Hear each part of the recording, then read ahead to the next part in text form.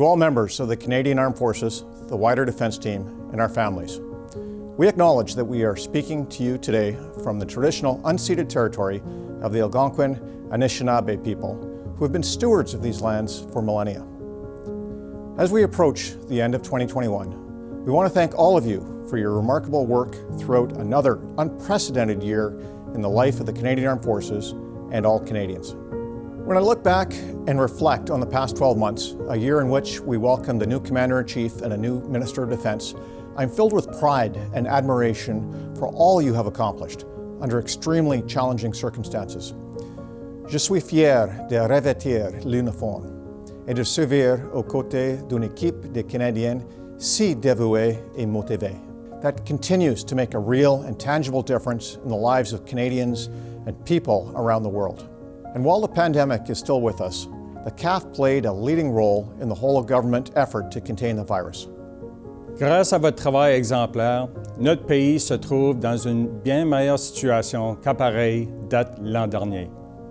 Un exemple significatif, c'est le fait que nous avons été en mesure de nous rassembler pour souligner le jour du souvenir et rendre hommage à nos vétérans.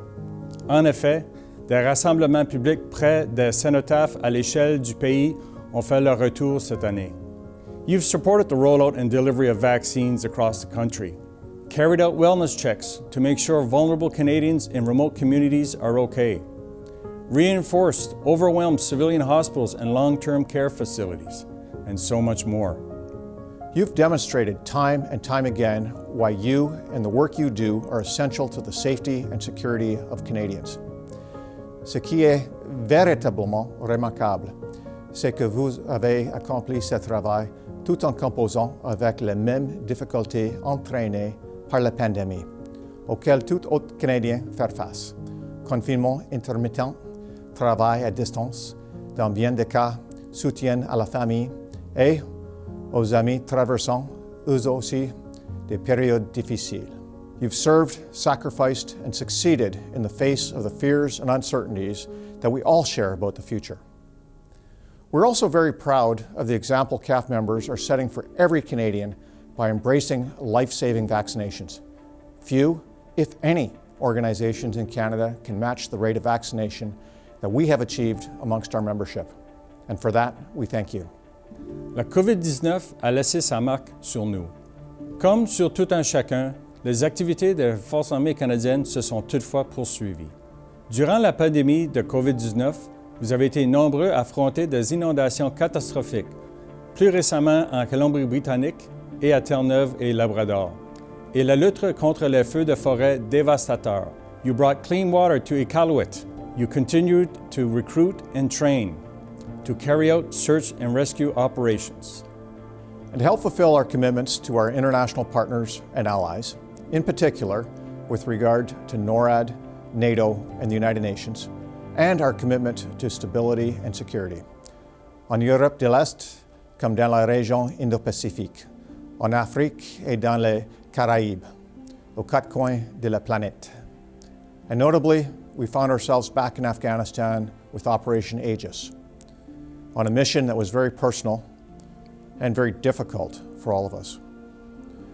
Watching the Taliban return to power was, and still is, painful. But we are proud of what the CAF was able to do. We projected to the other side of the world into a contested environment where we had not had a military force for 7 years. And into the most trying of circumstances, we were able to rescue approximately 3,700 Afghans, a remarkable achievement. That we could not save everyone is heartbreaking, but we stayed as long as we were able. Canadian troops were among the last to leave. Notre service honorable et nos sacrifices avaient pour objet d'améliorer les choses. We did what was asked of us. En Afghanistan, lorsqu'on a fait appel aux Forces armées canadiennes, lorsqu'on avait besoin de nous, elles sont intervenues. Comme vous le faites toujours et l'avez toujours fait, cette année et toute autre année. Across the country and around the world, with skill, courage, and utmost professionalism. And some of you remain deployed on duty over the holiday period. I thank those of you who maintain the watch. I know from personal experience your accomplishments are not possible without support at home. So I would like to recognize your loved ones, families, and families of choice for their own service and sacrifice.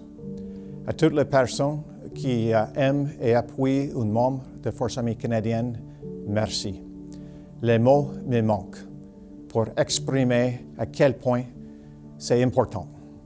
2021 was a year that, in many ways, showed the CAF at its best. But it has also been a year during which our organization has had to confront some hard truths about our culture and the harm it has caused, and continues to cause, members of the defense team. Nous avons franchi une étape essentielle en présentant nos excuses à l'ensemble des membres de l'équipe de la Défense, anciens et actuels, qui ont été blessés ou affectés par l'inconduite sexuelle et la discrimination fondée sur le sexe, les genres, l'identité des gens ou l'orientation sexuelle dans l'exercice de leurs fonctions au service du Canada. In doing so, we acknowledge and are confronting the fact that too many years the CAF has not lived up to its values we profess, the values that we suppose to defend and promote. If we are to continue succeeding in our mission in an ever more complex and dangerous world, we have to draw on the remarkable diversity Canada has to offer. Ainsi, tout Canadien doit se sentir accueilli dans nos rangs et se savoir valorisé, tout en sachant que ses contributions le seront elles aussi.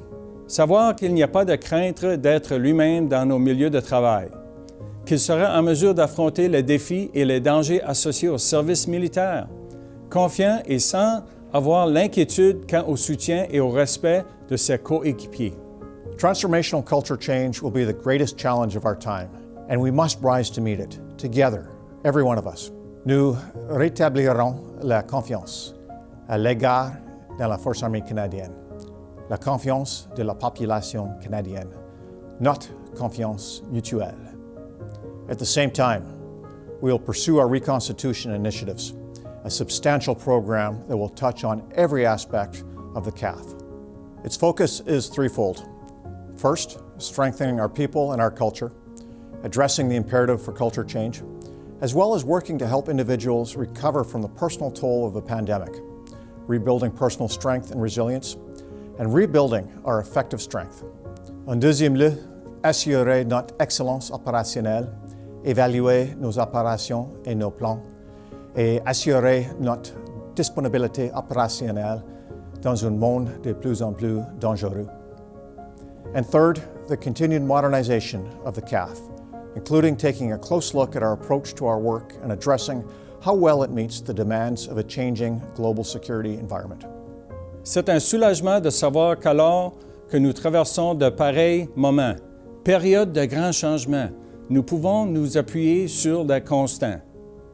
Indeed, these constants are the foundations on which we build our future. Leadership matters, not just the leadership indicated by rank, but the kind of individual leadership every one of us shows when we set high standards of conduct, performance of ourselves, and thus inspire those around us. Character is everything. Competence without character is not enough. Accountability, humility, openness are important as any of the hard skills required in the profession of arms. Et nous ne pouvons pas tout simplement professer le respect de la dignité et de la valeur de chacun. Nous devons en faire un ethos de tous les aspects de notre institution et de nos opérations. I also want to talk about commitment. I know you are all committed to our country and to the armed forces. You have shown this through your selfless acts time and time again. In October, I made some public comments regarding selfless service and retirement that did not sit well with some current and former members. I want to clarify and refine that message.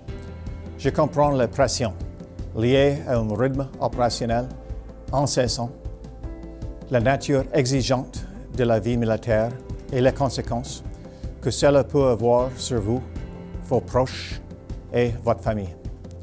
My comments reflected my own internal debate as we work to address our current crisis. The last year has been amongst the most challenging periods of my career, and I mirrored my internal deliberations onto others. Some may find new opportunities. Others may reach a stage where the military lifestyle no longer fits. And while we need to retain talent and experience, To help lead us during these challenging times, retirement is a deeply personal decision made for many different reasons. Your time, experience, and skills made a difference. And it is with much gratitude that I thank each of you for your service. These are times of test and trial, and we are only just beginning.